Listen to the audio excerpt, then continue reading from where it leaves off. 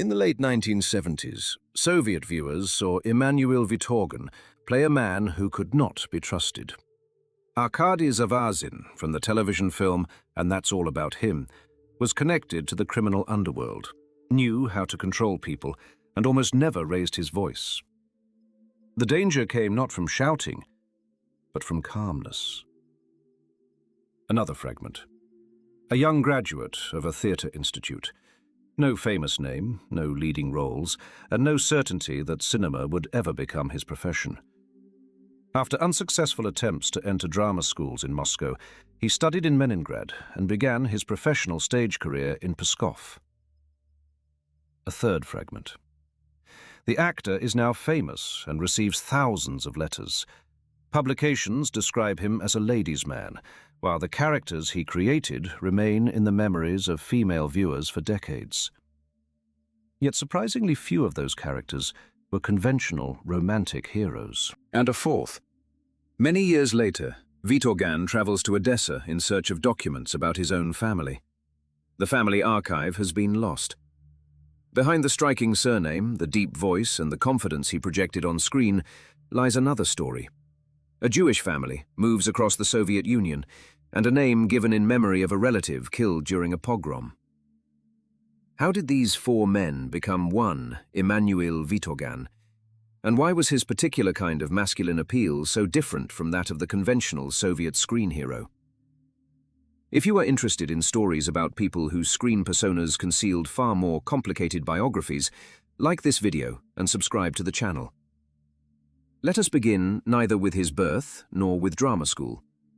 Let us begin with the result, with the moment when Soviet viewers already recognized Vitorgan but had not yet fully understood the kind of role that was becoming associated with him. In March 1978, Central Television broadcast Igor Shatrov's multi-part film And That's All About Him, filmed the previous year and based on the novel by Vil Lipatov.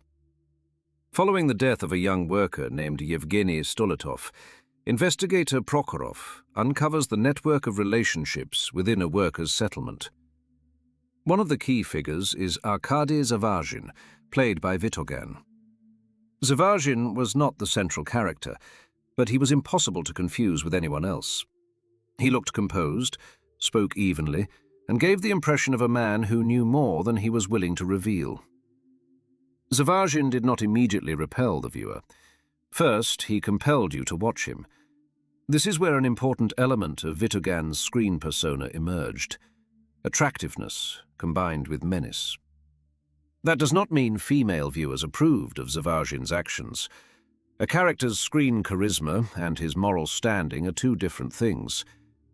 Vitorgan made that distinction work. His appearance projected confidence, his voice suggested control, while the plot gradually exposed the cost of that control.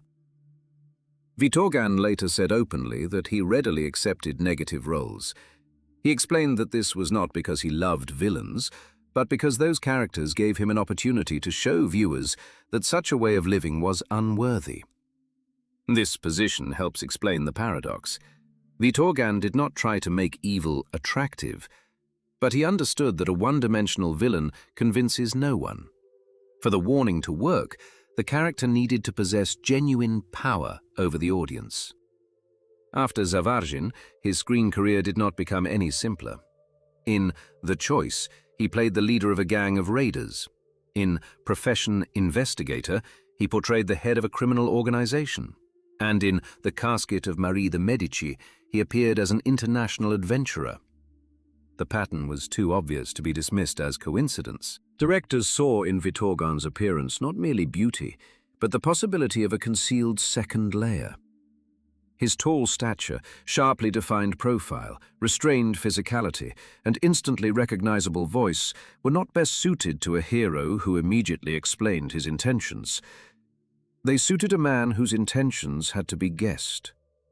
That was what distinguished him from many popular models of the Soviet male hero. One type was built on emotional openness, another on working-class dependability, a third on intelligence and inner vulnerability. Vitorgan was often cast as men around whom the viewer could never completely relax.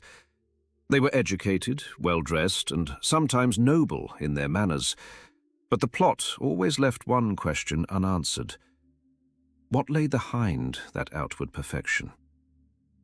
The phrase, the sexiest, requires clarification.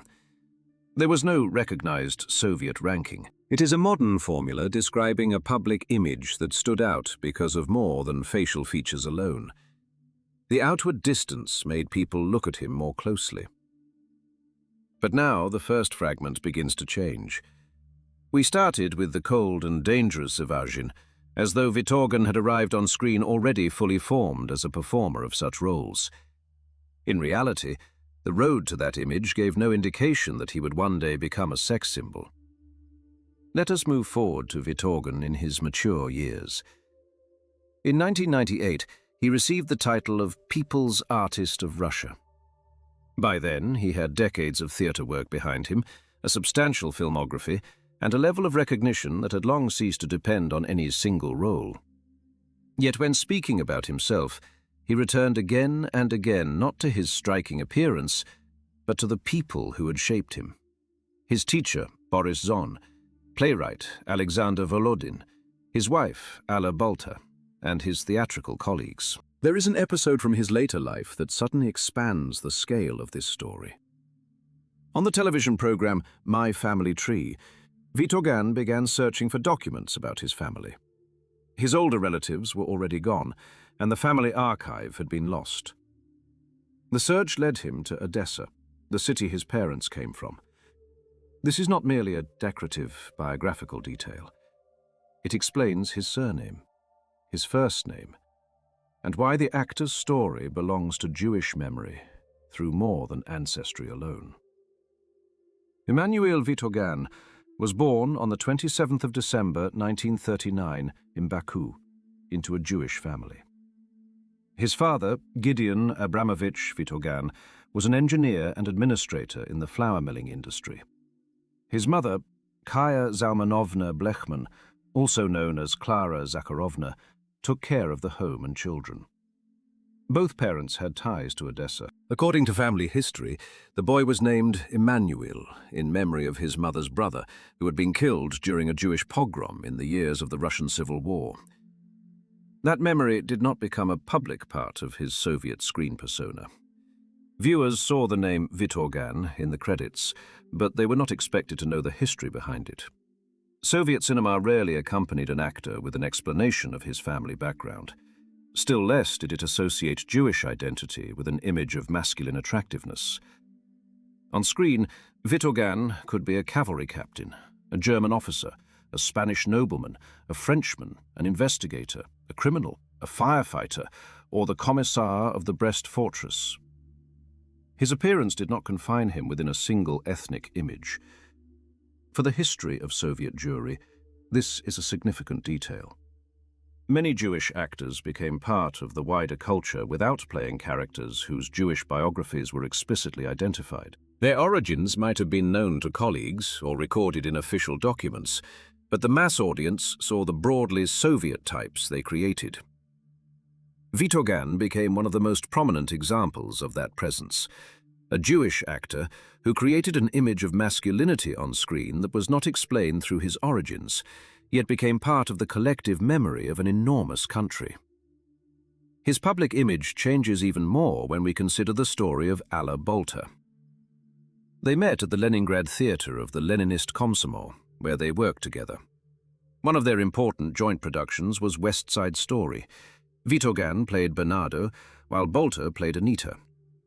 In 1971, they moved to Moscow and joined the Stanislavski Theatre Company. Later, both worked at the Mayakovsky Theatre. Their marriage lasted for approximately 30 years, until Alla Balta's death in the year 2000. This story reveals the limits of his screen persona. The man associated with control and cold confidence spoke in later interviews about the loss of his wife as an event after which he had to search for a way to live and work again. Now let us return to the earliest fragment, to the young man who had no status at all. Because of his father's work, the family moved frequently. Emanuel finished school in Astrakhan. After graduating, he attempted to enter several drama schools in Moscow, but was not accepted. This fact is particularly revealing in the story of a future celebrated screen idol.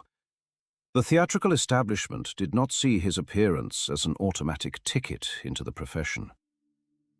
The answer came not through a legend about being discovered overnight, but through another attempt.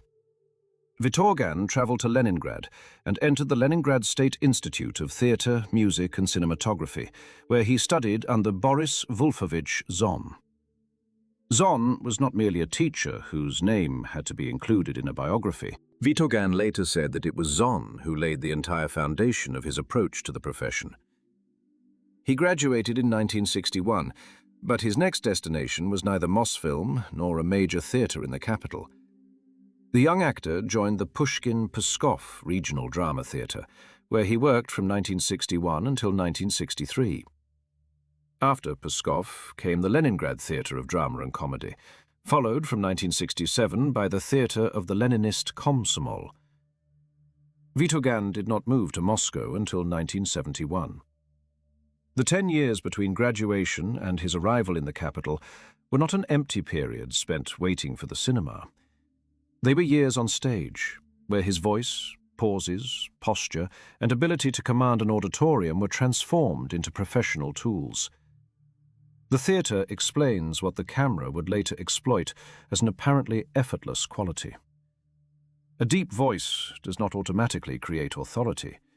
Being tall does not guarantee presence. Restraint can easily appear empty. Theatrical training required him to turn his physical qualities into action. Who is the line addressed to? What is the character concealing? Why does he remain silent? And how does his position within the scene change? Vitorgan's screen composure was therefore not an absence of acting. It was the result of an enormous amount of work that the viewer was never supposed to notice. His earliest film roles did not yet reveal that future. In the mid-1960s, he appeared in an uncredited episode of 2 Tickets for a Daytime Showing. This was followed by small roles in Only One Life, Mission in Kabul, and King Lear. In the early 1970s, Vitorgan played Captain Zvonov in The Rudobel Republic and Svetlikov in Such a Long, Long Road, although his scenes in the latter were cut. Then came Grandmaster, The Big Springboard, and The Hottest Month. Looking only at the titles, one might assume that his career was steadily advancing. But his recognizable screen type had not yet taken shape. Vitorgan was already in his 30s when the mass audience began to see him not merely as another tall theatre actor, but as a distinct screen presence. Once again, this is not a story of beauty automatically triumphing. His attractiveness became visible when age, training, voice, experience, and roles permitting internal ambiguity finally converged. Let us return to his female admirers. The phrase, "women went crazy for him," sounds powerful, but a historical documentary must ask, what can actually be verified? We can confirm his widespread recognition, accounts of the vast number of letters sent by viewers, his reputation as a ladies' man, and the lasting attention that later publications paid to his masculine charisma. We can also see that directors repeatedly used his appearance to cast him as handsome men, adventurers, foreigners, figures of authority, and characters with a dangerous second layer. We cannot honestly claim that statistics existed showing how many Soviet women were in love specifically with Vitorgan. We cannot declare him the winner of a competition that was never held, and we cannot impose modern language on the 1970s as though the phrase sex symbol had officially accompanied his name. But the absence of a formal ranking does not erase the cultural phenomenon. It merely forces us to describe its causes more precisely. The first reason was the contrast between physical attractiveness and the moral ambiguity of his characters. A handsome, positive hero confirms the viewer's first impression. Vitorgan's characters often contradicted it. The viewer saw a man who inspired trust and was then given reasons to become suspicious. That structure holds attention more powerfully than moral certainty. The second reason was his voice. In cinema, vocal tone becomes part of a person's appearance, even though it cannot be seen in a photograph. Vitorgan's voice did not ask for trust or seek approval. It communicated confidence. Even an ordinary line could sound like the position of a man accustomed to controlling a conversation.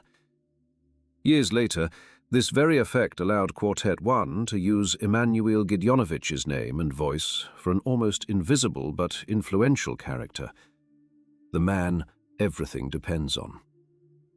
The joke worked because audiences already recognized that particular kind of authority. The third reason was distance. Many beloved Soviet heroes became attractive through openness. The viewer quickly understood their character, weaknesses, and sense of humor. Vitorgan often moved in the opposite direction. The less his character explained himself, the more the viewer imagined. This was not a myth created around the actor, but a function of specific roles. Savazin, Svenin, Likin, Don Felipe, and even the fairy tale figure Viktor Kovrov belonged to different genres, but each retained the impression of a man who did not reveal himself immediately. The fourth reason was his range, which prevented the dangerous persona from becoming a caricature. In the 1980 musical television comedy Martha the Pious, Vitorgan played Don Felipe de Ayala. Here, his qualities served not a criminal threat, but Spanish theatricality, noble manners, and romantic intrigue. In 1982, he became Viktor Kovrov in The Magicians, a charming and ironic employee of a magical institute in a fantasy comedy.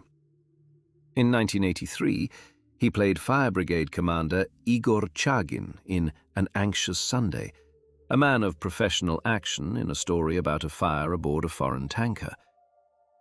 These roles add something that was missing from the opening image. Vitorgan could remain composed and masculine without becoming a villain. This means the source of his appeal did not lie in a single type of role.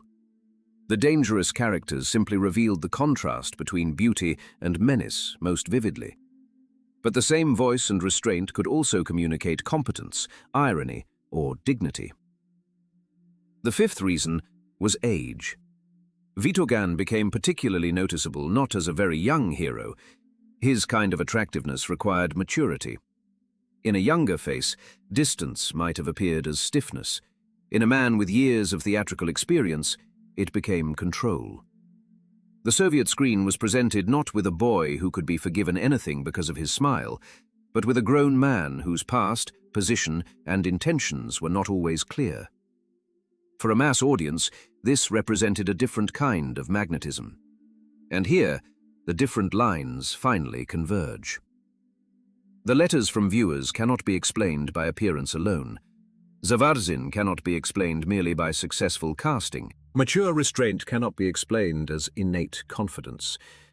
Behind it stood rejection from Moscow drama schools, Boris Zon's training, Pskov, the Leningrad theaters, 10 years of stage work before the move to Moscow, and numerous small screen roles. And behind the surname that became associated with a particular image of masculinity stood the history of an Odessa Jewish family. We've reached halfway through this story, even though its chronology has kept moving backwards and forwards. Whom would you personally name as the greatest male sex symbol of Soviet cinema? Write your answer in the comments and tell us which role shaped your choice. Now we can return to the young Vitorgan once more. Why were directors so eager to cast him as a foreigner, an aristocrat, an officer, or a criminal? The Soviet typecasting system required faces from which audiences could quickly identify a particular social type. Refined manners, a tall figure, and a recognizable voice helped create men from a world closed to the ordinary hero. Yet Vitorgan had grown up entirely within Soviet culture. Baku, Astrakhan, Leningrad, Pskov, and Moscow. His Jewish origins did not become the explicit subject of most of his roles. It would also be meaningless to explain his appearance through ethnicity. Jewish actors did not share one universal appearance or screen type. Vitorgan's significance lies elsewhere. For decades, A Jewish actor embodied strength, authority, masculinity, and romantic attraction on the shared Soviet screen without making any declarations about it. In his later work, the function of his presence changed. In Radio Day, Emanuel Gideonovich is transformed almost entirely into the voice of power. The other characters shape their behavior around the reaction of a man whom the audience barely sees. The comedy precisely captures the result of a reputation built over many years. His name, patronymic, and voice had themselves become a form of cultural shorthand. Now we can answer the uncomfortable part of the title. Why did women go crazy for Emanuel Vitorgan? Not because every Soviet woman made the same choice, not because he won an official beauty contest, and not because every man he played deserved to be loved.